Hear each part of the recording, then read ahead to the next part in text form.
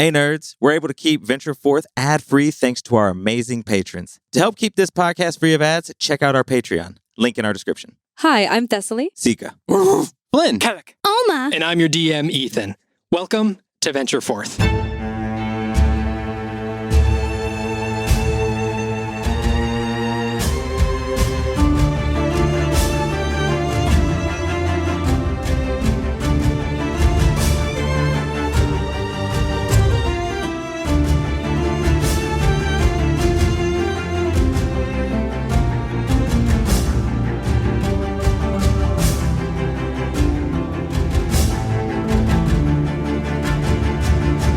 Previously, you all had rushed to the aid of a fallen Shreya deep into a red forest. Once you got to him, you discovered that he was gravely injured and needed assistance. Once he was stabilized, you all heard the story of how Shreya had met with Flynn's friend, Kaelin, and how they had attempted to stop a hooded figure. But once they attempted to return back to Saddlemount, they were attacked. Kaelin was taken by a hooded figure, and Shreya was gravely injured, and as he tried to get back to Saddlemount, he just couldn't make it. You all camped out for the night, although throughout the night, some mysterious things began to happen as some of your items and materials began disappearing. After Kellic tracked one of these items to an outcropping in an ancient ruin within this red forest, you were all called out by Chath. As Flynn steps out from the tree line, with Thessaly, Shreya, and Olma by his side, what would you all like to do? I'm just taking in the atmosphere of this area. Doesn't anything seem off as I'm walking up towards the voice of Chath? Off in what way? Like traps, or do I notice any type of setups that maybe are an ambush, or do I notice anything like that? Make a perception check.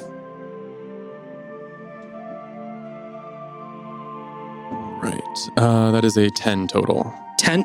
You don't notice anything too suspicious. As you're looking forward, you look around and you see all of the ruins that are around you of this ancient city. All of them covered by this red moss and vines and the red trees all around you. You can't spot any traps. Okay. I'll just kind of look back to my group and give Shreya a little ruffle on his head. All right. Focus up, guys. And I'll step forward into the line of sight of Chath. All right. And yes, as you step forward, Chath locks eyes with you. Well, what? What are you doing? Flynn, I think that there are things that are going on here that are beyond your scope. And I just ask that you remain calm. Don't do anything rash. You better have a pretty good explanation. More than happy to explain. If the rest of your friends want to come out of the woods and reveal themselves, I'll be more than happy to have a conversation. I'll look over to Eleanor and Nessa. What do they seem to be doing? You look over and Nessa seems to be just sort of stepping forward a little bit, and Eleanor has just begun sort of sidestepping back and around Chath. Just keep looking at you, but sort of moving to the side. I'll step forward.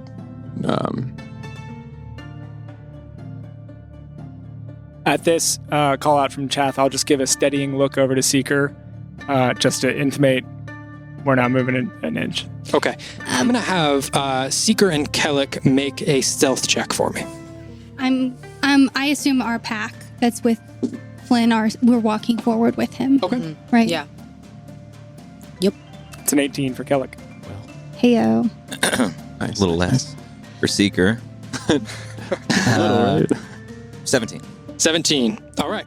I start growling at Chath and ready my feet and limbs in a about to pounce position. I want to sidestep Shreya so that I can make a triangle with Flynn and Thessaly. Okay. Yeah. For sure. And if there's is there any route to circumvent this to try and get closer to the stashed equipment that we could be taking? For sure. So in order for Kellic and Seeker to get there, the most covered way to do that would probably be to head back around to the path that you guys approached on and go over to that northern side. Looking ahead of you, you can see that there is this little clearing that Flynn and the rest of the party have just stepped into where Chath is. And it's sort of this crossroads where it makes a little T at this opening. So right in front of you, you do have an open path that in order to cross it, you would be exposing yourself. We would have to go behind where they just approached from. That is correct. Okay. Well, in that case, I would rather go the opposite direction to try and get a sort of flanking position on, I would like to move in the direction of Ilinar, who's over on the opposite side. So in order to do that, you guys would need to cross over this open path. So, Seeker, are you going with him? I would you would notice me looking in that direction to try and spot whatever route we could take. Yeah. So, but as you start to make that step, I grab your arm as almost to stop you, and I'm sort of jolted by that. And you feel a pulse there is a pulse of just purplish energy that kind of coats your arm for a second. It's very cool, very cooling, and that's about it. And you now have initiative, all right. Advantage on initiative, and then I will follow you into the pathway. All right, and I will put my finger up to my lip, as if you don't know. All right. You are both going to I will cross respond mutely. All right. As you're both going to cross over into this path, I'm going to have you make another stealth check as you are now breaking your cover.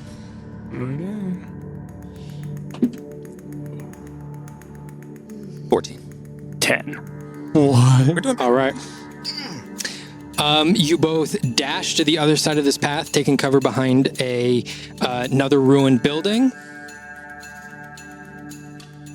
Nothing seems to change. Do I hear rustling of leaves or anything? Do I hear from that area? What's your passive perception? 13. So yes, you would. I am going to in the other direction, behind our stuff, kind of like, or behind where we came from. I'm going to cough and like behind my back throw a firebolt in that direction. Okay. But I don't want it to seem like I'm throwing a firebolt. So I want it to be very like Stealthily. Yeah, comes another forest fire. Before I say this check, just know that you currently have 3 sets of eyes on you. So I'm gonna have you make a sleight of hand check at disadvantage. Okay, 1 second. 11. As soon as you do this, Nessa just takes like 2 steps over towards you and is sort of like lines up with your party, crosses her arms and is standing there sort of facing the same way that you are facing Chath, and not even looking at you, just sort of leans over and out of the side of her mouth goes, "Nice." Sorry, sometimes I can't control anything. It just happens. I don't really know. And as that is happening, Ilinar continues to circumvent around Chath. I'll hold my hand up to Nessa as she approaches Homa. Hold on. Homa. We have to hear them out. You know I can't control this. It just happens. I was just coughing. I had something in my throat. It's fine. These redwoods are just like really acting with my like lungs a lot. Like I just Guys, come out. We're already here. We're all right here, Flynn. What are you talking about? As Ilinar passes behind Chath, just because Chath is a very large being, he passes behind Chath and you lose sight of Ilinar for just a brief moment. Do we see him moving? No, you're on the other side of a building right now. Okay. But as Ilinar passes behind Chath and right as you lose sight of him, you do not see him come out the other side. Yay. Guys. We're listening, Flynn. Just let them talk. Chath. Yeah. Explain. I want to understand. How many beasts have you killed so far?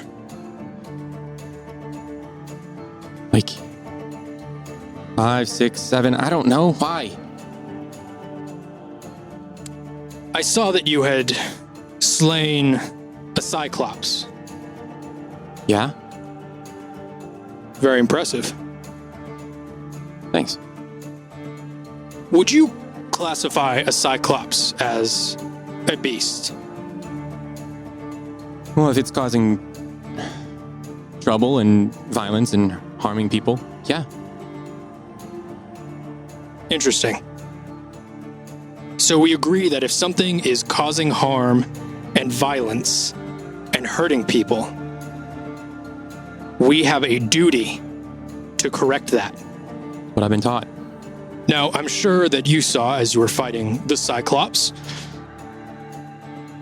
they have a certain level of intelligence, yes? Kind of. So where do we draw the line between a Cyclops and, say, an elf? But that's not our job. Says who? Where is that line, Flynn? Where do we draw it? What creature do we deem intelligent enough to not slay? And what creature do we deem just below that line to where we have the right to? Not an elf.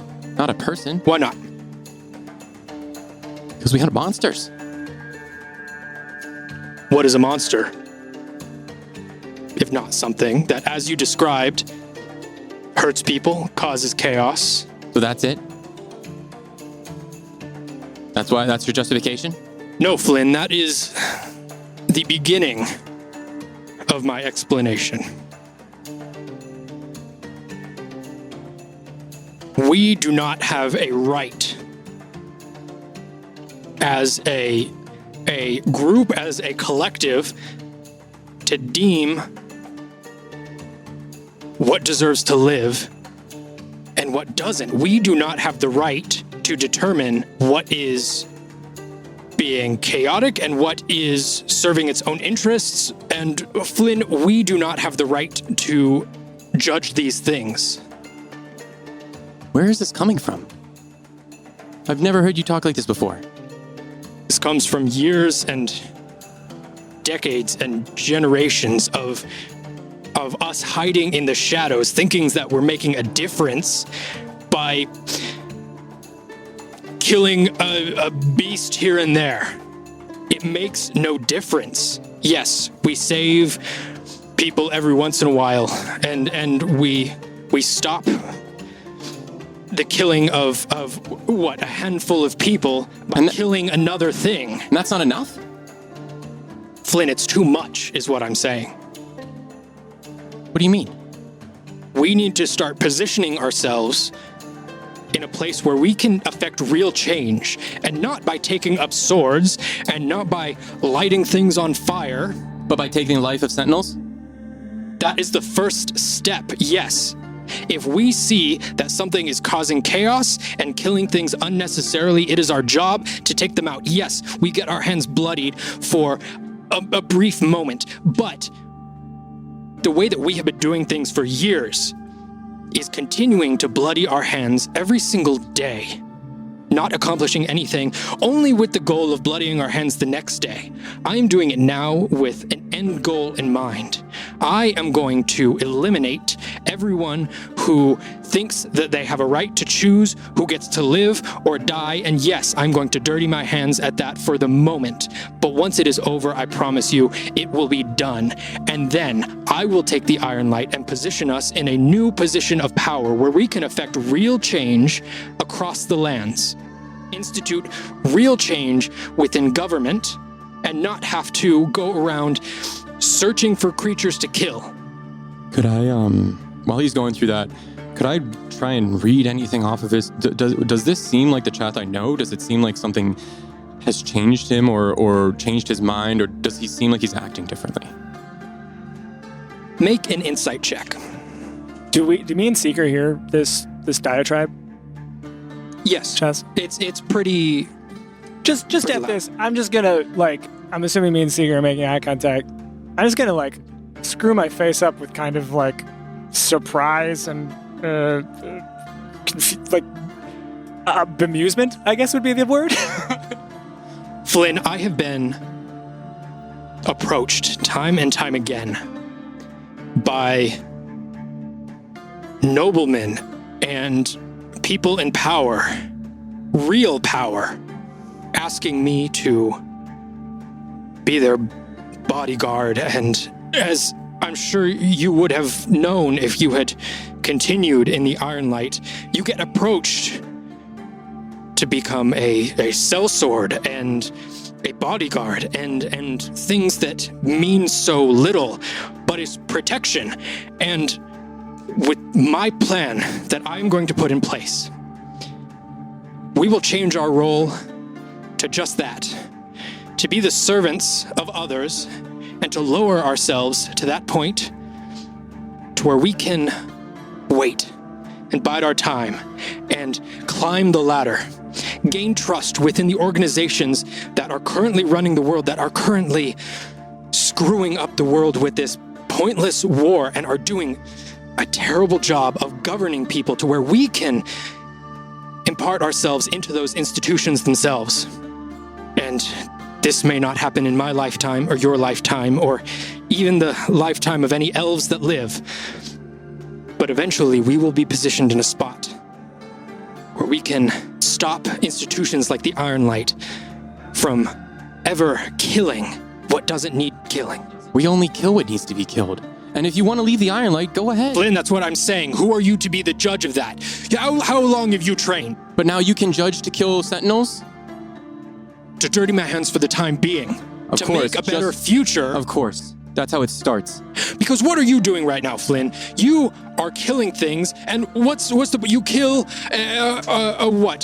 you kill a Cyclops, and then you move on. What are you now going to do to keep other Cyclopses from killing? There is nothing that you do. You kill and then you move on. There is nothing that you leave in your wake that leaves behind something better. Chath, are you okay?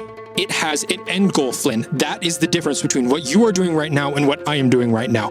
I don't know how long it's going to take, But it will end. I promise you that. I don't need an end goal. This is the end goal. So your end goal then is to kill for killing's sake. My end goal is to protect the innocent, to help those that are getting Then do attacked. something that affects real change. I am. I'll point to the wolf standing next to me. Well, right now, so he's not normally a wolf. He's normally, Shreya, right? So this is, anyway, because of me and because of the rest of us, he's still here and his tribe is okay. And I take gratitude and comfort in knowing that we had a role in that. And it doesn't need to be some grand gesture or some massive end goal of changing the whole world. I'm content with just protecting people and helping those that are in need. And I don't understand why you're changing. If that is what you are content with, then unfortunately you are not thinking big enough, Flynn. You are not thinking of real protection. We can implement institutions not by a sword, Flynn, not by blood. That's exactly what you're doing. I don't understand why you can't just leave and go do that. Why do you have to kill all the Sentinels? They're doing something good. We don't have to kill all of them, Flynn. We have to kill the ones that are killing senselessly. It is a cancer manifesting itself, and it is growing, and the numbers of it are becoming too much to handle. We need to cut out that cancer. We will save what we can. And I'm hoping you are part of what we can save. But some are content with living in their caves and waiting for some tragedy to happen. We only kill things once something has already killed.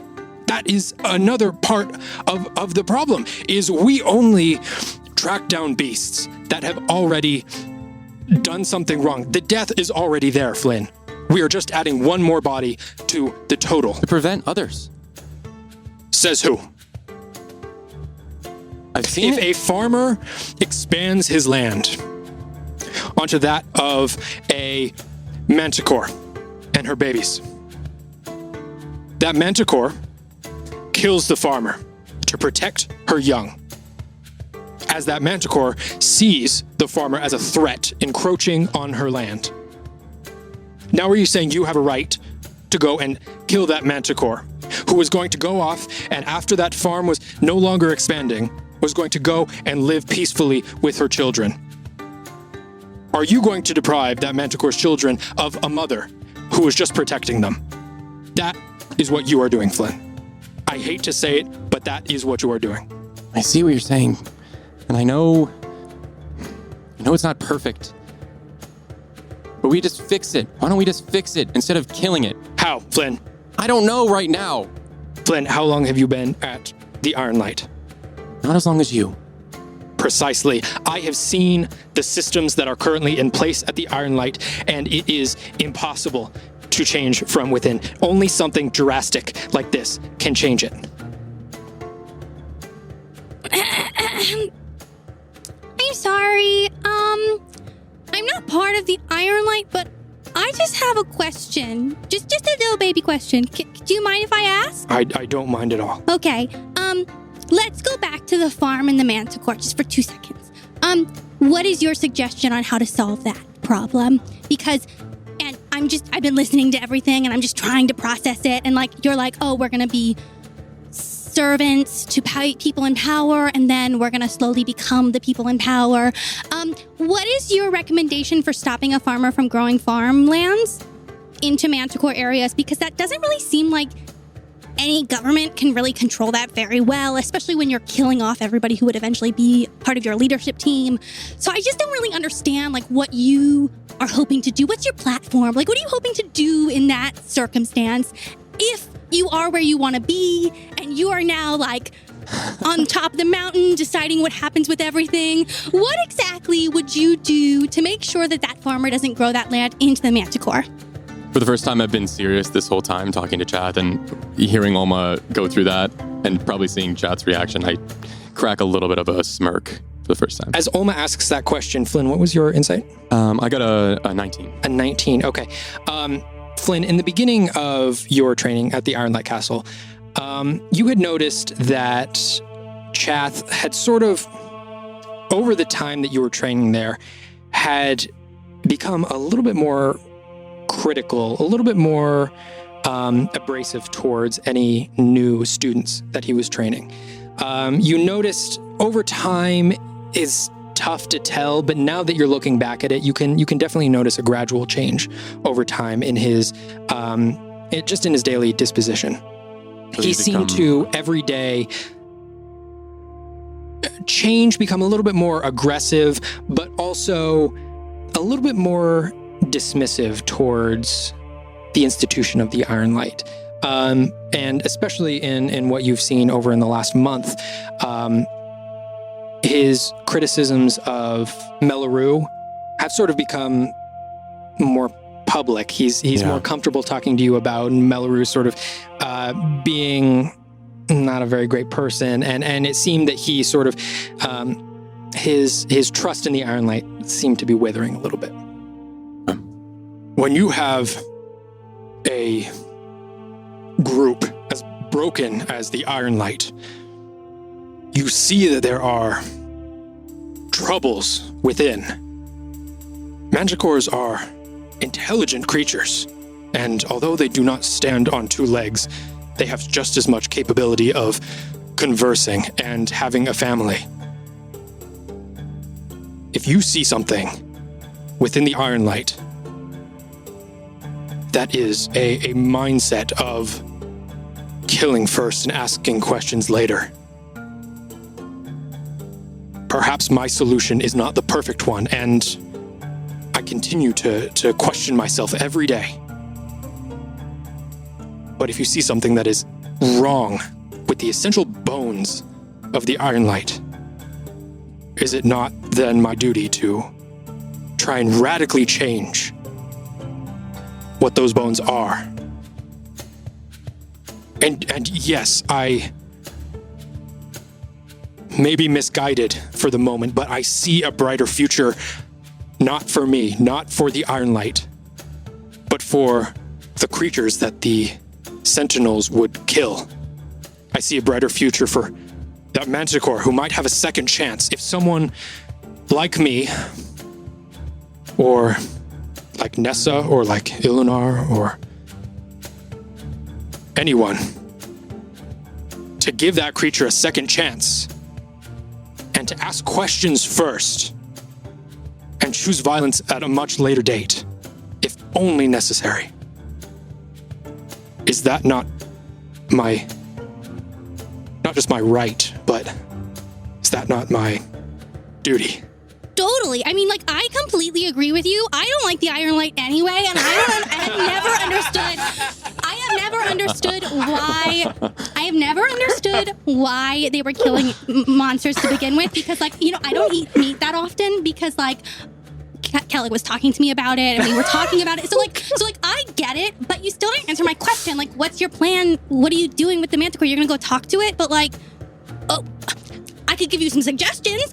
You could make, like, shelters, and you could make, like, communes. So it's like, this is the land for the wild animals and creatures that are still intelligent, but, like, they're separate from other people. But then you're separating them still because you're not putting them on the same stature. You're not judging them as equal, you know? So, like, in that situation, what are you gonna do, you know? Like, I get it, it's a tough question, but I just think that, like, maybe you should go back to the drawing board a little bit, create your own second community, build up that. Since you're killing everybody who's part of the Iron Light anyway, you might as well just, like, start fresh, build some people, I don't know, you could call them, like, the Light Bringers, duty bound, I don't know, like, call them whatever you want to call them, and, like, be separate and do your own thing, and then you got your, like, own thing, and you don't have to kill people, you know? Because, like, you're fighting to not kill manticores, but you're killing, like, elves and everyone else, so, like, why don't you just, like... Because while I kill one Sentinel, I am then saving, maybe this month, 5 beasts that they will then kill. Sure, but the Cyclops was, like, gonna kill me, you know? Like, Flynn didn't just go and find a Cyclops to kill. The Cyclops was gonna kill me, so it was, like, me or him at that point, you know? You, as you said, you do not know the Iron Light. You do not know our protocols and our procedures. Flynn is one of the more patient of the Sentinels. Nearly all of them in our organization seek out the fight. Not all of them are as patient as Flynn to wait until a friend or a member of a community or anyone is in danger. A lot of them will hear rumors off in the forest of a terrible beast that is frightening a town, hasn't done a single thing yet, but merely the fear that is culminated from it. A Sentinel will act on that, and thinking that they are protecting this community from a threat will go and seek that violence. And that is what is taught at the Iron Light Castle. Well, you can stop teaching them how to fight, though, and start teaching, I don't know, protectors. You could start teaching monster protectors. You know, you're a great fighter. For the last 15 years, I have tried that. But Nessa you're within the Iron Light still. I've tried that. Teach them outside of the Iron Light, because these are people who are joining it, wanting to kill monsters. I'll hold my hand out to Oma, and he's like, "Thank you, Oma. I appreciate it, and I agree. Chath, you were trying this alone, with a small group. I want to help, but what you're doing, killing others of the Iron Light, that can't be the answer. It can't be. It has to be. It can't be. For now. Especially with the new members coming up. Me, Kaylin, Evelyn, Zorkal, Pierre. We would definitely listen to you. I don't understand why you took this path. I look up to you. This is a path that I am trying to explain and offer to anyone. I don't go around killing Sentinels as they kill beasts. I go around offering them an opportunity to do something greater. And if they refuse? Then they're an obstacle that stands in our way, in the way of progress, in the way of what we want to accomplish and what we need to accomplish for all of those creatures who are not able to speak for themselves. And if the baseline of intelligence for you is a creature who can speak, I can tell you from my personal experience that that should not be the line. And if you do not agree with that, Flynn, I am sorry to say, I will not kill you. But you will not be able to stand in our way. And as he says that, Kellic and Seeker, you both feel just sort of like a pat on your back as you turn around and see Ilinar there. Seeker, you already gave me the... You guys want to come and join the conversation? I feel like there might be some value in hearing two other opinions. We're all right back here. It's kind of nice. There's a beam of sunlight coming right down through the We can hear just fine. leaves there. All right. Yeah, all right, we'll come. Yeah. All right. And he sort of leads you to down onto the path that you had crossed and sort of into this center outcropping of trees. Like As students being brought to the principal's And office. Ilinar is walking in front of you. He does not turn around to see if you are following him. He's just sort of guiding you in. It seems that there isn't any... He's not following you from the rear. There doesn't seem to be any hostilities at the moment. But we can see him now. Yes, you can. As soon as I see them, I go, oh my goodness, Seeker, Kellic, you're here too? Nessa leans over and she goes, you don't have to. No. I will never stop committing. Seeker and Kellic, how far into the camp do you want to go? Ilinar sort of passes by the front of Chath and starts to make his way towards the corner of two other ruined buildings. Where are you two positioning yourselves? This is a set of ruins, yeah? Yes. Is there sort of a portcullis or breach in the wall here? I would just probably line up with that. Oh, yeah, there are walls that are half destroyed, sort of, leaning height. I would basically just try to line myself up, like, parallel with whatever break in the wall, just for some sure. vague sense of security at it. All right, Seeker, where are you going? I'll do the same thing. And maybe if Chath looks over, just wave awkwardly. All right. Flynn, Don't I'm going to give you one opportunity. Will you join our cause, which I promise you is a good cause? Or are you going to stand in our way? Because, Flynn, we are going to go and continue making this offer to other Sentinels, and if they do not join us, or if they do not stand down, I promise you they will die. Are you standing with me or against me? Chath, I want to help. I want to make this right, and I want to fix the Iron Lake. But I can't let you go on to kill more Sentinels. And I'll go to summon my sword. And all three of them summon their swords. And my sword doesn't show up, right? That is correct. But they see the motion of it. If I might, hello. I sort of look at Flynn and Chath and Ilinar and Nessa. How many Sentinels are there? But it Rough estimate. At this point, a couple hundred. So, A many number of them have decided to join us. and We can't have any opposing us, though. so the proposal is to kill potentially hundreds in order to correct. In order to save thousands. I understand that. Thousands into the future. Right. The problem you're intending to solve, as I understand it, seems like a cultural thing amongst the Iron Light Collective, and isn't that just a matter of leadership? Doesn't it have to do with how you manage the requisite? I saw thousands and thousands of letters in there, and nobody goes through those to see which ones are asking for an assassination effort or a murder of a a devious evil demon from the hells. There are lots of other ways to address this. I sat in that damned room for nearly 10 years. Flynn, long before you came to the Iron Light, I stationed myself within that room. I did not take up post in a city or a town. I took up post in that room. And I was the only one who ever went in there. None of them care. Some of them now, after explanation, are seeing the damage that we have done, but the rest of them, they don't care. If they cared, they wouldn't be living their life in a cave waiting for a beast to wander by, for them to slay.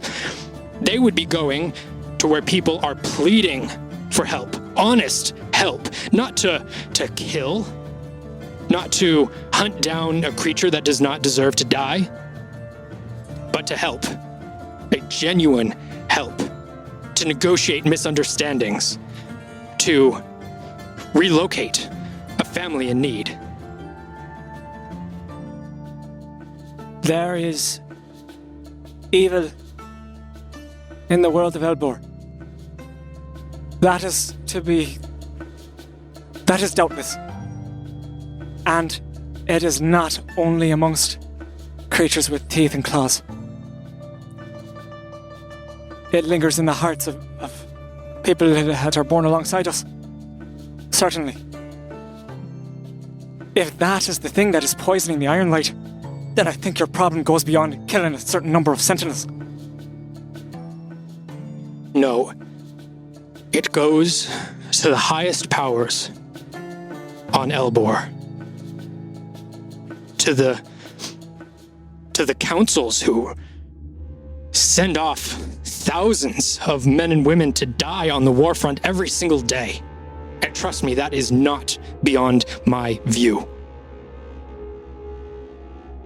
That is not something that I readily ignore.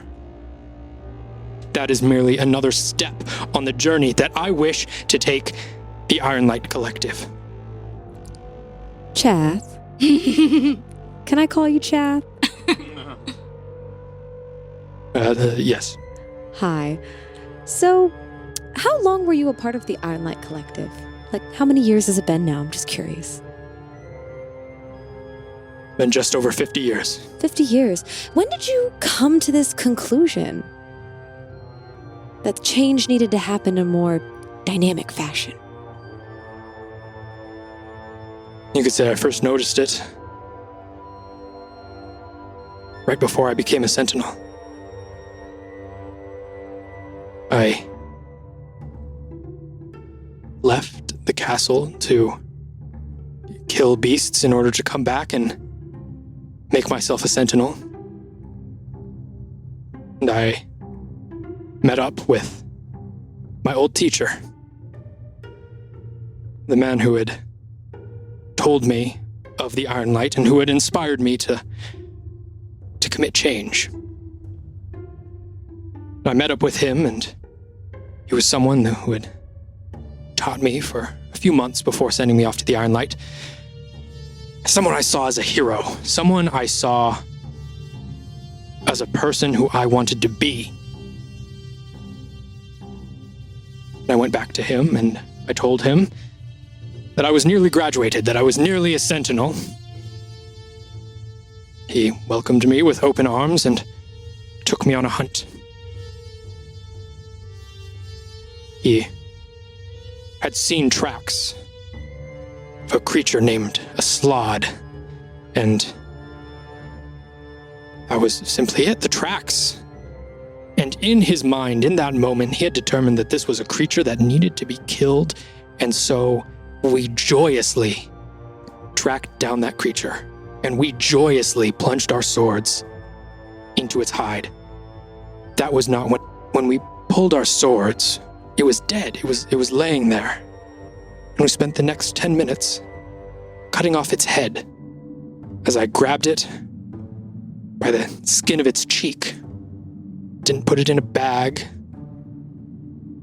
My mentor didn't help me carry it. I dragged it. I dragged that creature's head back to the Ironlight Castle. I believe that is when I felt a change, that something needed to happen. It took me time to realize what that was. But now I fully realize what I need to do and how we need to accomplish that. And to make sure that no one like Flynn, no one like myself, no one leaves the Ironlight Castle with the goal of dragging a head back in order for a stupid fucking pauldron. But Chath, when was the first time you took action against the things that you saw? When did you start reaching out to these people? And I'm going to gesture to the human woman, and if he's still visible, the half-elven man. Yes, he is now visible. I found myself, over the years, questioning my own actions and trusting those above me, trusting Melleru, trusting that we were doing the right thing. And although in the back of my mind I knew things were wrong, I did not yet have the courage to do something, and I am ashamed. It is my life's greatest shame to say that only recently I've begun to change my teachings at the Ironlight to try to instill something different, a mindset of change within the new recruits. And when I saw that that was not enough, that my teachings were being undone by the single order to go out and kill things to become a sentinel, that is when I began to have conversations with others like Nessa and Ilinar, who had themselves had the same whisper in the back of their heads that something was wrong. I understand that shame and that frustration, but you're asking people to make a decision in a few moments that took you 40 years to act upon. Can you see why that kind of change might be difficult for some people? We cannot wait 40 more years. You waited long enough for yourself. You don't want to wait for some other people to come around. And as I said, that is my life's greatest shame, and I wish to rectify that now. We are not your enemy. We want to help. We are not your enemy. Flynn, to my knowledge, has never gone around just hunting monsters. Has he killed them? Yes, but only when we've been fighting them together when they've shown up where we were. He's never once been sent by the Ironlight Collective to do anything. And he's still not. He was given his stupid tattoo and he came back to us and he wasn't told what to do. He was just told, yeah, we'll call you if we need you.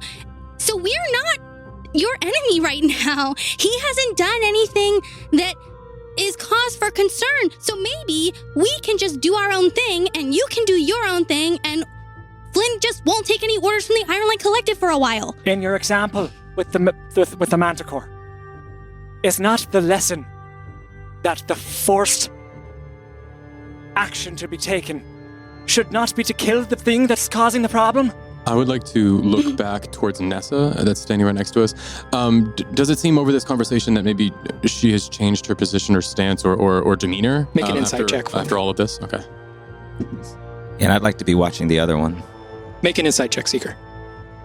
I got a 13 for Nessa. 17. They seem very secure in their position. It seems as though, from what you can tell, there has been, especially Flynn, you would get this more than Seeker, a weight on their shoulders. This, as Chath said, a nagging voice in the back of their head, that now that they're taking action to attempt to justify it, they seem very secure in their position. I'll turn towards Nessa. Nessa! And I'll look at Eleanor. Nessa, Eleanor. We want to help. We do. I do. But this can't be the way we do this. We went to... Then all you have to do is stay out of our way. Flynn. I can't let you go on and kill more Sentinels. And if that means that I have to die protecting him, protecting Caitlin, protecting Zorkal, Evelyn, Pierre, all of them, then I'll do that. But we can talk to them. Flynn, we will not kill you. What you're saying But makes... do not follow us. No. Are you going to kill more Sentinels? Answer me. Yes, Flynn. I can't let you leave. I'm going to go out on a limb real quick. I'm going to go out on a limb. Okay. I'm going to point my nose in the air. This is, again, yeah, I'm in beast form, so I'm not going to say that. So I'm going to point my nose in the air. Would I be able to smell if they're prepping a spell? Like, does their magic crackle in any kind of way as a thought runs through my direwolfy mind? Where the fuck is a Caitlin? perception check, and I think that's at advantage because you're a wolf.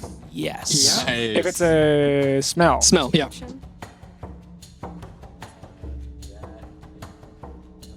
that a 20? I think that's a 20. Oh, is it just a symbol? Yeah, it's a Is 20. this, Yeah, if that's it's a symbol, 20. it's 20. Let's go. That's a 20.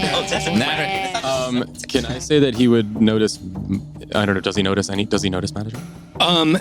Yeah, so you would notice, let me see, what would you Power notice? word kill.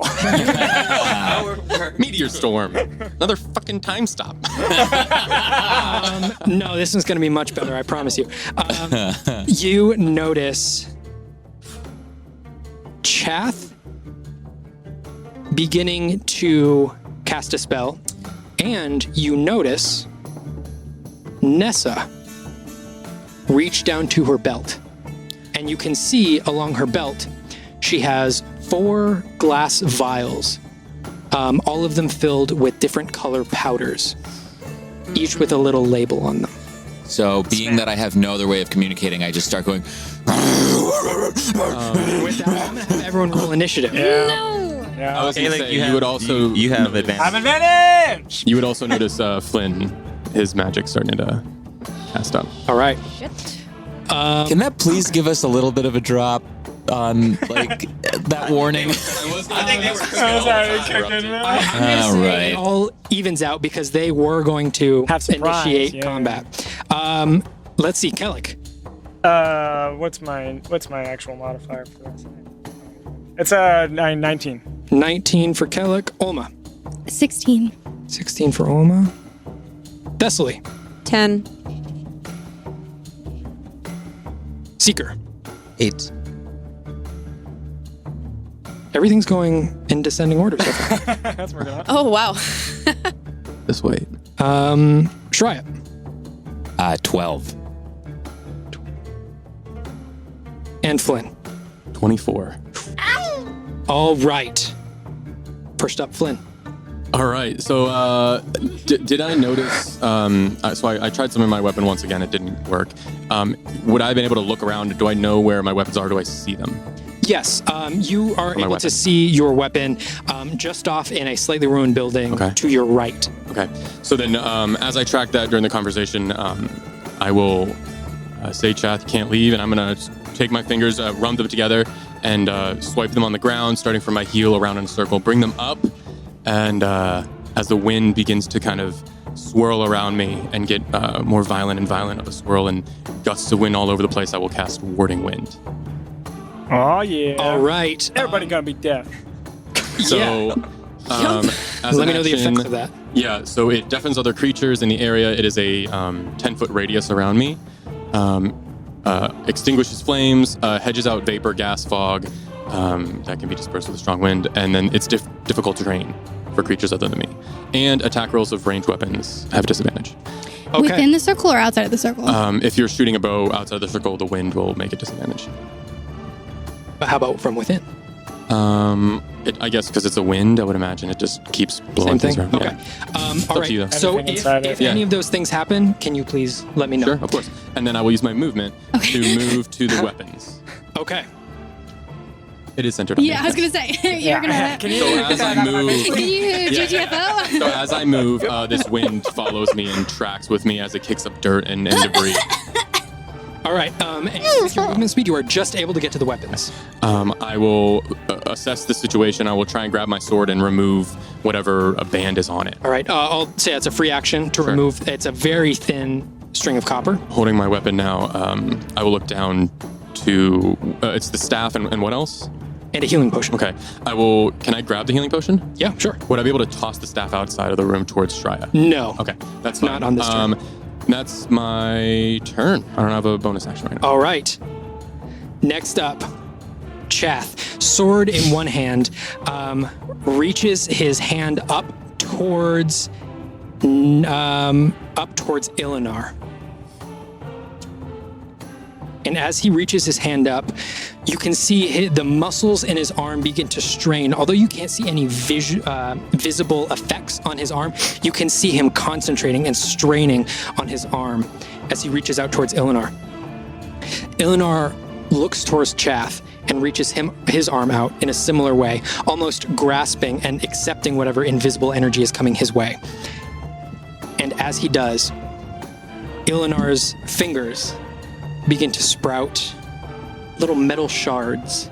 That's cool. And little metal plates, almost like scale mail, coming over his hand, extending over his arm, extending over his entire body. As his body grows and lumbers, his arms reach out and become these thin, needle-like points that plunge into the ground.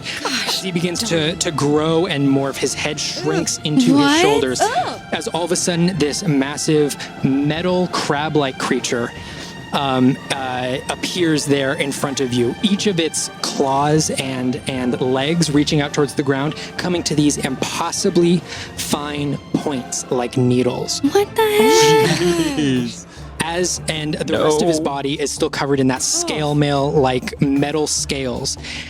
And as he sort of shudders, all of the scales sort of flutter around. And as each layer of the scales flutters, boom, boom, turns invisible. Was that invisibility? He's now invisible. Invisible metal crab beast. Cool. That was, cool. No worries. All right. That is Chath and Ilinar's turn. Kellic. Well, nothing to it but to do it. I'm going to cast Hold Person on Chath. Yeah. Okay. That's nice. So that is a Wisdom saving throw. As I sweep my hand out directly at him, leveling the center of my palm as the bandages twirl out around my arm. I center the center of my palm on his heart, basically, if you were to draw a line straight from my hand to him. Okay. Wisdom saving throw, you said? Yes.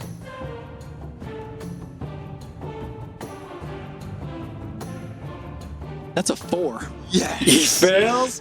From his heart explodes out a tether that up till now only I have been seeing whenever I cast Sending, and it flies into my hand, and I pull it around my palm, and he is paralyzed. Yes.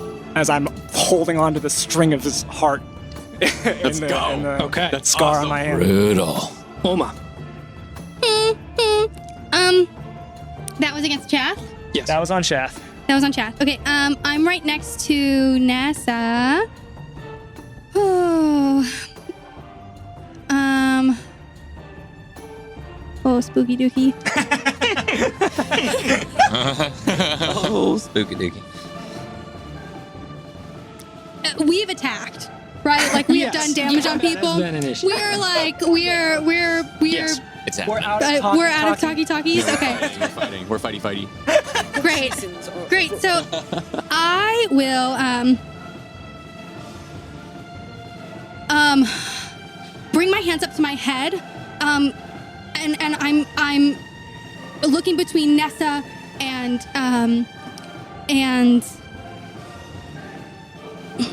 Chath, and I notice that somebody has definitely gone invisible, and I know they've been calling him Ilinar.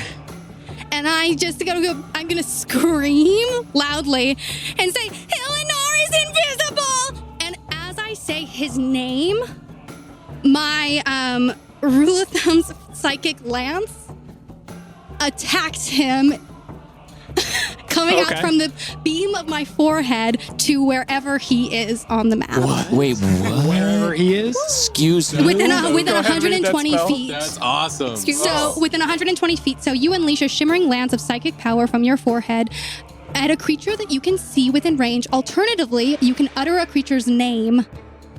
If the named target is within range, it becomes the spell's target, even if you can't see it. Okay. As this beam coming from Olma's head flies right past Kellick's left shoulder and beams a creature directly behind Kellick and Seeker. Jeez. He has to make a saving throw. Okay. What is that saving throw? Intelligence.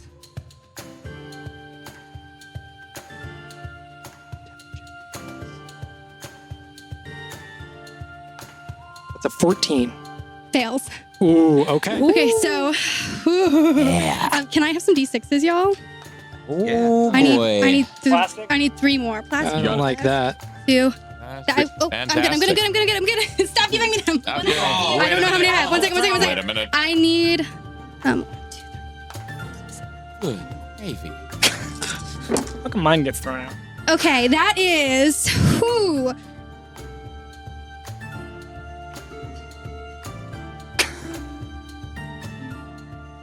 30 points of damage. Yeah, I like that. I'm okay with that. Of psychic. Wait. And is incapacitated. So the target takes 76 damage, which is 30, and is incapacitated until the start of my next turn. Okay. Oh, Yes, that's so good. Incredible. Shut him down. so happy right now. No, As it comes out of my forehead, though, I definitely scream. Guys! I'm going to also have you make that wild magic surge. Yeah, you are. Oh, he's not gonna You have forget to beat that. it 2. Oh, God. No. Are you serious? No. Great. Now we're all gonna it was so good. It could still be good. Things were going so well. Yeah, it'll be I'm good. freaking out. I forgot to do my breathing, guys. It actually totally makes sense. There's things coming out of my There forehead. was no daily I affirmation. I didn't do it. I'm sorry. You think it's so focused when he's rolling And then this he wild laughed, magic. and I never know if How- it's good or bad. How many silver coins do you have on you right now?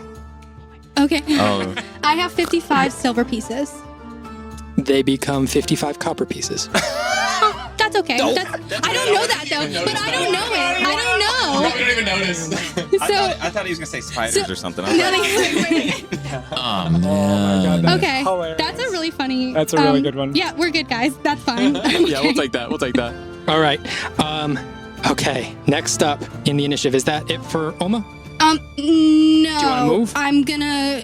I'm not gonna move because then Nessa's gonna hurt me. But I'm gonna use a key point because after the light has left my forehead, I scream and I crouch down and duck, and I'm going to bonus action patient defense, Okay.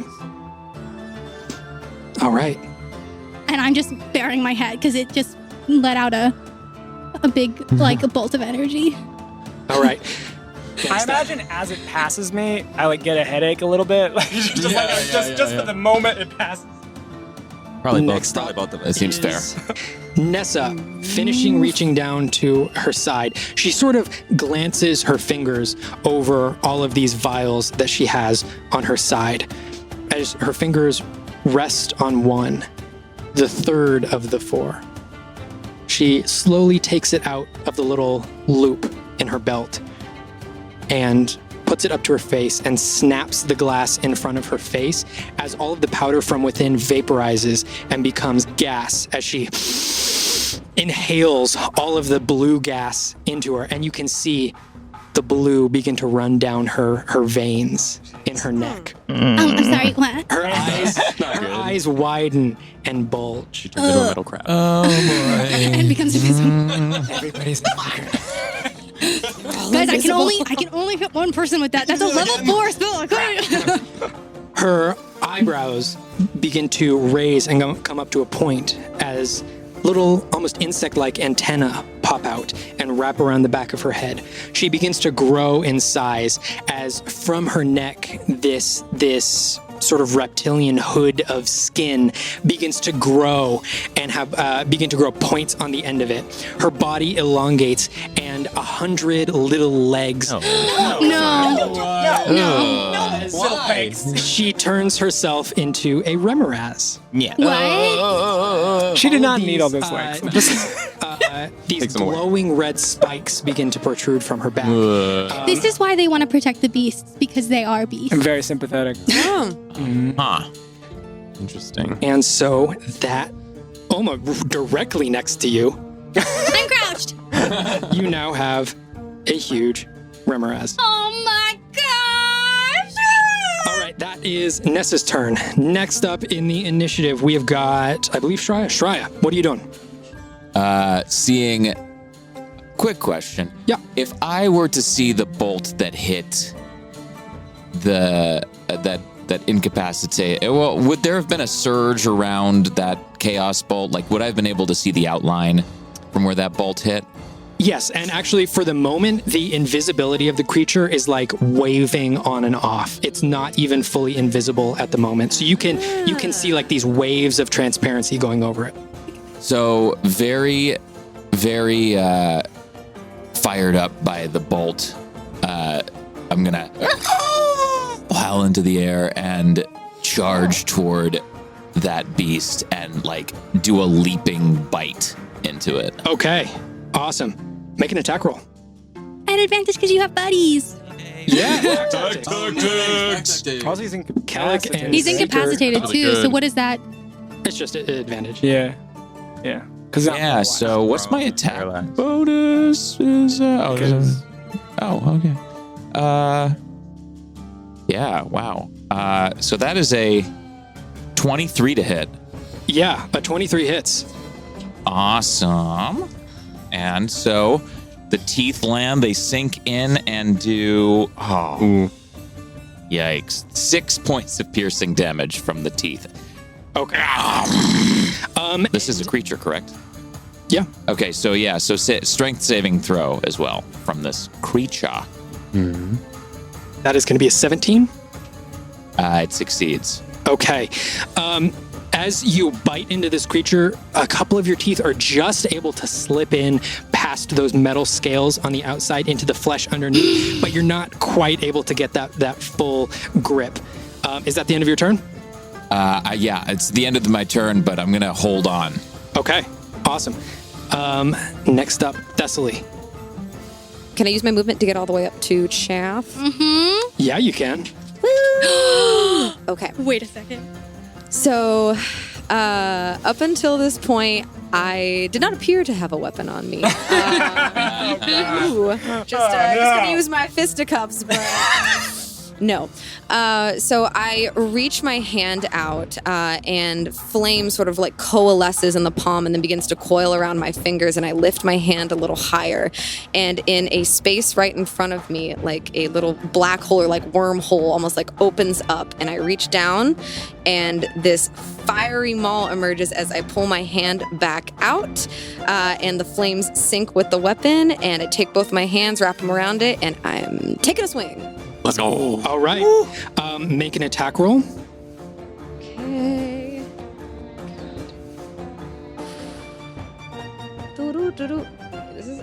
That is a D12. We keep taking D12s today. I don't know why. Yeah, sorry, it was me last time. Okay.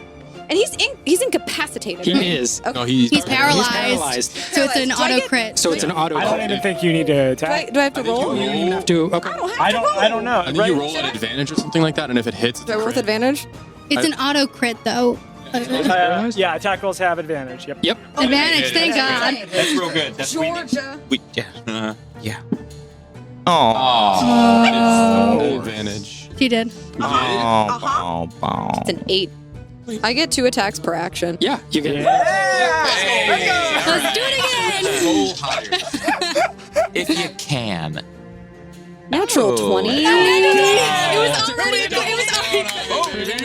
Can we have a triple quick here? How high can All right, this so go? that is this weapon is 1d12 bludgeoning damage plus 2d6 fire damage. Jeez. So automatically, 12. 24. 24 on Automatically 24, and then we roll for the other damage. Can I pour Divine Smite into that? Yeah, you can. Yeah, you can. Of course you I can. hope you. so that's what's the divine smite?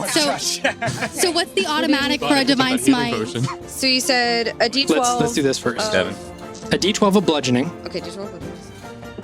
7 for fire and a 3 on the D12. so that's 10. Okay. Yeah. Divine smite. Oof. Sucks for me. Pretty cool for us. Yeah, Until it we is. fight a I like it a lot. guild of Except that paladins. she got. I wish you didn't use your crit then too though. Like I'm gonna go ahead and expend it at a 3rd level spell slot as well. Okay, so what's the maximum Yeah, damage? you are. So that's gonna be an extra 3d8 radiant damage. 3d8. So that. Wowza! What is that? 24. So It's 24. 24. Can I get another d8? So then this is how many dice are you rolling? 3 more. So it's 3 more D8 max plus what she rolls. Yeah, I've got it all 24 here. plus. Jesus. Okay. That's 7 total. 62. Jeez. Yeah. Doing my math correct. Have we ever seen Right that there. level of damage 62. inflicted upon an I entity think I've done yet? 50 something. You've done 50 up to this but point? this is the new max. This is like a new max. 62. New max. New max, y'all. Okay. Can I use a bonus action? At this point, why not? Actually, I don't want to use my bonus action. I take it back. Okay.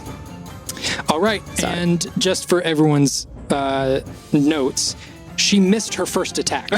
So let everyone. 62 on So that could have been because she had. Could've been Let's not think could have about been 2 that. crits. Seeker, what are you doing? Seeing this, so the psychic lance goes by, turn, see this, look back, see Death run over and attack Chath. With a spinning motion, I've got one dagger in my right hand. I'm gonna spin and reach back into my haversack and pull out a second dagger and attack. Who's that? Eleanor, yeah. Eleanor behind us, and see if I can get a little With advantage. He's incapacitated. Oh, yeah. Thank goodness for that. Yeah, right. Also, you get snack attack. Oh no. No. How is that even possible to roll a 3 and a 4? You swing around and both of your daggers make contact, but they are perfectly deflected by the metal scales on this creature. Is that your full turn? Now I'm going to look up at Shreya and kind of nod and disengage and head over to the Thessaly side, Okay. Are you approaching on her left side or her right side? left side. Okay. Yeah. Yeah. Next up, Flynn. What am I doing? You are currently right next to Shreya's staff. Yeah. Would I be able to maybe put that on my back or like sling it in between? Yeah, I'll for just sure. do that, and I'll Okay. just so I can have it. So I have the potion, I have my sword, I have that, and then I will run back out and see Chath frozen up with people fighting him. But then Nessa, this big thing. I'm gonna try and hit. I would hit Nessa. Okay. If I could keep my wind just on her and not on Olma. For sure. Potentially. Yeah, I'll yeah, try. yeah. I'll try and That'll work. position that way, just to kind of keep Nessa in it. So Okay. she's, Make your attack rolls. yeah, and I'll just swing down. But I will also, if you were to look, I will turn my blade sideways and do these non-lethal. Okay. A 17, 17 does not hit. and then I will come down with another attack. Actually, wait 1 second. I'm Sure. sorry. I was looking at someone else's stat block. No problem. 17 hits. Okay. That is 13 points of piercing non-lethal damage. And I will come down with another one. Wait, sorry, 1 second. Yeah, go ahead. What was that? 13? 13. Yeah. Okay. And then I come down with another one, 21 to hit. A 21 hits. That is 11 points of piercing non-lethal. Okay. And and I'm just trying to get her attention. For sure. And then, yeah, that's it. That's my turn. Okay. Can Chath or Ilinar do anything? Chath can make a wisdom saving throw. Wisdom They saving. can make another saving. Well, and I just had a question right quick about Chath and his state and how he might have received that huge ass load of damage. Like, was there anything just for flavor and He's spice? still being held up. Was there anything I'm particular holding on to him. Oh, so wow. it's like a about how punching that bag. hit? Like body moves, but just a punch to the face. And Like, none of I the think rest I might have missed I that. feel Yeah. retroactively guilty. It's like sending waves down the tether to my arm. Don't. He's going to return the favor here. That is going to be a 19 on his saving throw. That succeeds. Okay. So Chath breaks out of that. Yeah, he's going to use his action to ignite his sword with green flame blade. And he's going to use... Yeah, he's going to use a bonus action to attack Thessaly. Surprise, surprise. Who'd have thought? All right. For that swing, does a 25. Does a 25 hit? Yes. Ooh. Okay, that is going to be 15 points of slashing damage. And then he is... Okay, yeah. You are now... he's going to use that as an Eldritch Strike. So you have disadvantage on your next spell save. Okay. All right. All right, he's going to use an action surge to give himself another 2 attacks. That is going to be a 21 to hit Yup. for 8 points of slashing damage, Oakley dokley. and a 24 to hit Yeah, that definitely is. for another 8 points of slashing damage. Whew. And that is his turn. Ilinar is incapacitated Until my next your turn, next turn. he doesn't get a chance to So undo you can it. just see him shimmering. Kellic and Seeker both see the moment that Ilinar was incapacitated, these 2 spikes on his front 2 claws were just inches from driving themselves into both of your backs. Oh. And Seeker, as you turned around to attack, you were pretty much nose to tip of this needle. Kellic, I'm assuming because he's incapacitated, I can disengage freely without. that is correct. Okay, so I'm gonna run to like the center of the battlefield, kind of Okay. between everybody, and I'm gonna shake off my hand because it smarts from the ripples, and I'm gonna try it again. I'm gonna cast the whole person again on Chath. Yeah. All right. This time with 3rd level. Lock him down. All right, what's that Please, save? please. It's a wisdom save. He fails. I assume a 10 fails. Yeah. Yeah. Once again, his embered tether comes into the center of my palm, and I pull it around my hand. All right. Oma. Before the end of my turn, I'm gonna say, "Somebody put a bloody coin on the fucker!" Is my turn next? Yes, Oma, what are you doing? I pick my head up when I hear Kellic. Coin, coin, coin, coin. I start feeling my pockets for the coin, and I find it in my pocket. And since Nessa is in that whirlwind, will I be able to get away? No, she will still get an attack of Okay, so opportunity. I'm gonna use. I'm gonna use Step of the Wind. Yeah. To disengage, and that, or I'm gonna use it to disengage, and then I'm gonna run 40 paces. 40 paces. Paces? You know, 1 pace 40 is a feet. foot free. I'm gonna run 40 feet, Because the Or enemy or I'm is gonna run to the Chath. I can get there in X on 40 the feet, treasure right? map. Yes, you can get to Chath. Cool. And I'm gonna bye and blink it on his forehead. Does it work? So at full health, this would be a wisdom saving throw of 8 to beat the coin. But because he is below half health, that is going to be... He has to beat a 16 on that wisdom saving throw. So let me... He can fail. He could roll lower than he rolled an 18. That's Yeah. not plus his wisdom. Yeah. Guys, it didn't work! So What? Tie him up! As I'm still like holding it. Yeah. Um, I guess. Or something. I guess, but then Eleanor's gonna be invisible again, and we're gonna be in the same. But if you want to fight 3 creatures or 2 on the... Well, I'd rather fight 2 that I can see than 1 that I can't see.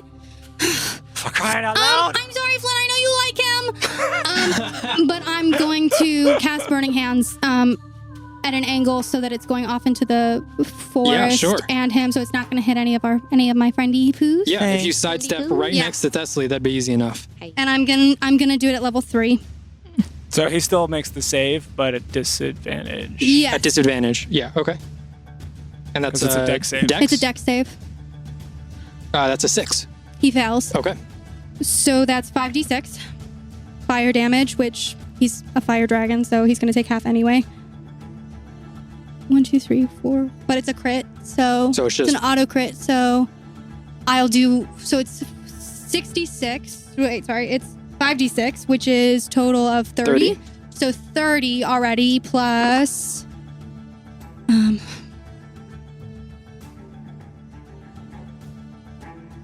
18, half.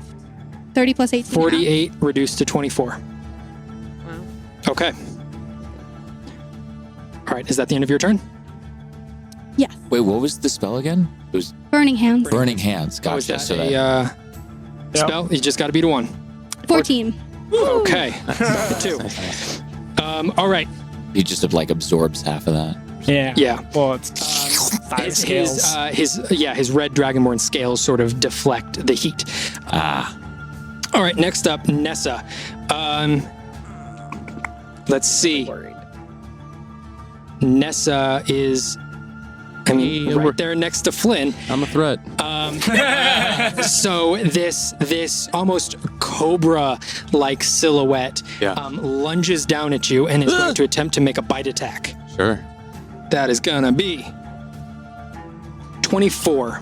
I see this scary mouth coming down towards me to bite my face off, and I raise my hand up in a similar motion as the blue sigil glows and my hand arcs blue arcane energy as I cast shield.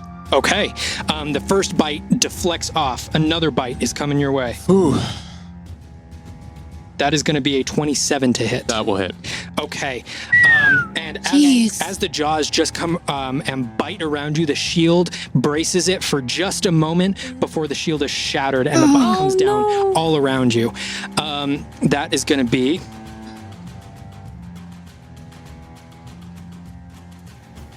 29 points of piercing damage. Okay.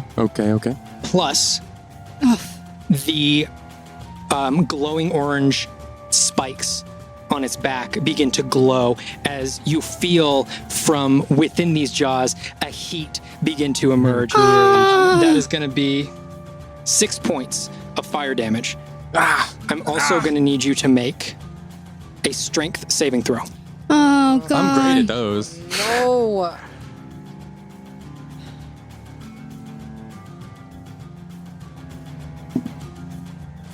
$15. 15 does not save. Crap. Everything okay, Flynn? Yeah, I got this. This creature's massive jaws pick you up into the air, fling you up into the air. You are weightless for a moment as its jaws expand and you fall down into its throat and into its stomach. No as way.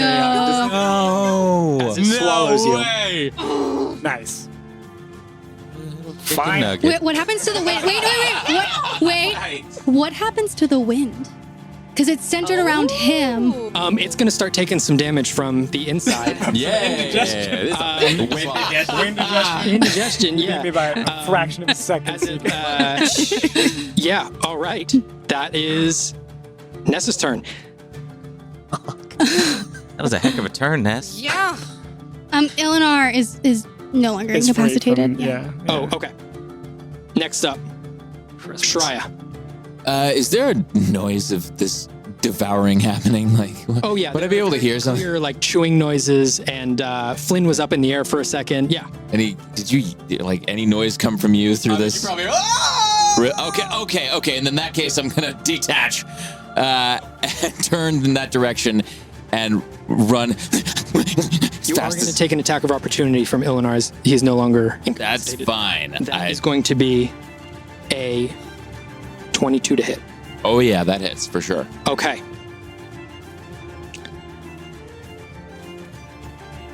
That is going to be as one of these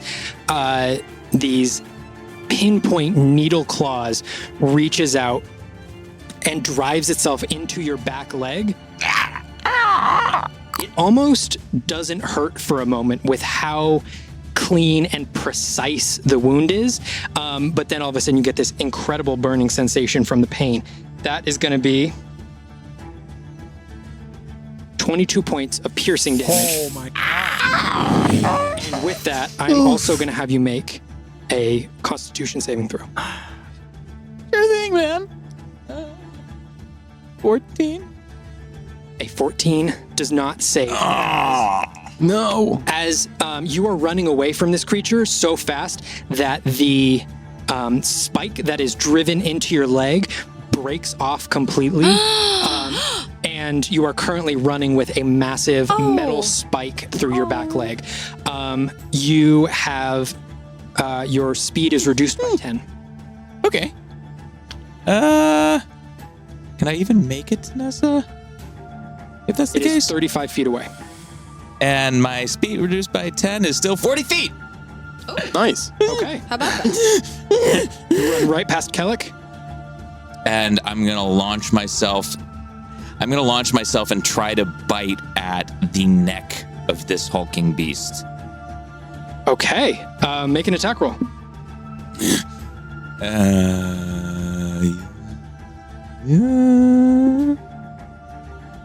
That will be a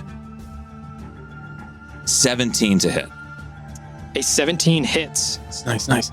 And as I sink my teeth in, we'll say 7 points of piercing damage as my teeth sink in. Okay. Yeah. And let's get that strength save from Nessa. Okay. Strength. That's an 11. Nessa is knocked prone. What does that look like? As Nessa please. is, you grab Nessa around the throat, you can feel Flynn's body just like coming down, and you just stop Flynn from being completely swallowed. Yes. As Nessa falls over. Yes. Ooh, is his head like crowning out the mouth or something? It's still like his body is still like in the throat of this thing. I don't know what it looks like. This thing has a very long neck, so you just bit at the base of the neck. He's still most of the way down the squeeze throat. But it I can feel that it stopped like his legs. Yes. Yeah. At the base. Okay, great, awesome. Good All right. As and my Nessa leg is now twitches What a and quivers day of D&D. from the spike. All right, Thessaly. I'm holding on, by the way, at the end of my turn. Okay, Thessaly. Okay, so points of order. I hear that in my periphery. Check it. DM, how does Chath look in front of me? Does he look like he's hurting? Does he look like he's okay? How does he look? He's got a little bit of a nosebleed coming down, but overall, he doesn't look like mangled in any way. So he doesn't look like ready to fall over. Not at the moment. Okay. What's Thessaly doing? Just do it. Okay, so I'm gonna try to incapacitate Chath, and I'm gonna take 2 more swings. I'm going for the collarbone and I'm going for the ribs. Okay, make an attack roll. Would And not this is like a to be crit hit if you hit. with a maul. Is it at advantage again? Yeah. Yeah, he's still. We paralyzed. recast, Sorry, baby. A lot happened, and I was No, yeah. I'm 2 spell slots deep into this whole person. Yeah, it's working though, man. He's not getting a turn. Is a 21 hit? 21 hits. Okay. You got 1 turn. It's a 4 for the D12, Okay. 7 on the 2D6, and then I am pouring another Divine Smite in it, both of my hands around this maul, and all this silvery, almost shimmering metallic energy feeds into it and empowers the strike. Okay. And I am going to do it at 3rd level again. Okay. Can you do non-lethal with Divine Smite? Give me 1 second. I know you said you wanted to incapacitate him. I don't think she said non-lethal. Oh, you Yeah. said I didn't incapacitate. say non non-lethal. I said I wanted to incapacitate him. So- That's Is death incapacitation? Non-lethal is just about whether or not we do a certain amount of damage at a certain point. Death is incapacitation. you said you were going for the collarbone and the ribs. Yeah, I I'm did. taking that I as you did. are not holding That's back. fair. We can deal with that. Listen, We can deal with that. That's true. Yeah, like we'll be fine. So, Thessaly, what was that divine smite? That is. Paladin's gonna do what Paladin's gonna do. Yeah. Yeah, very true. Also, he did a lot of damage on her too. True. Yeah. I mean, yeah, these guys, these peoples are it's not a joke. They're powerful. trying to kill They're us. powerful. Yeah. I'm in a belly. We're not gonna kill you, Flynn. We're just gonna eat ya. That is 11 on the divine smite. Plus an auto crit for all of I've that. already got all of that. Nigga's like, it was a lot of damage. We got our So that's, bookkeeper. so that's 22, Thank you. 26. 26 points of damage from the maul. Plus 24 plus 11, 35 points on the divine smite. For a total of 61. I'm just not as concerned about Chat's well-being as Flynn. Plus her 2 for strength, right? So Yeah, plus my 2. 63. 63. So Sorry. new Top max. for New sure. max. Wait, what's the new max? 63. 63. Okay, Nice. one more point. All right, is that your turn? That So is out of the corner of my eyes, Ilinar. What does Chath look like? Did he go down? That was just one of the hits, though. She said that was. she said Okay. ribs and neck. Make another attack roll. I mean, just the to collarbone. Yeah. He's so say. dead. The other one He's is so the. Thank you. He's still up. He's still standing. Yes, he appears to be. Kellic is still holding him up. He might have died 5 minutes ago. I mean, His head, does he? You know. no. Now both of his nostrils are bleeding. His right arm his shoulder is sort of caved in a little bit. All right, make your Ethan is so attack roll. sad. You built this beautiful He was enemy. Listen, supposed there's to a be big old threatening. crab and a big old cobra spider. That's a thing. 2 on the D12. Oh, We know they're you- big. We don't you know have if to they're make old. I have to make that. attack roll. At advantage. Yes.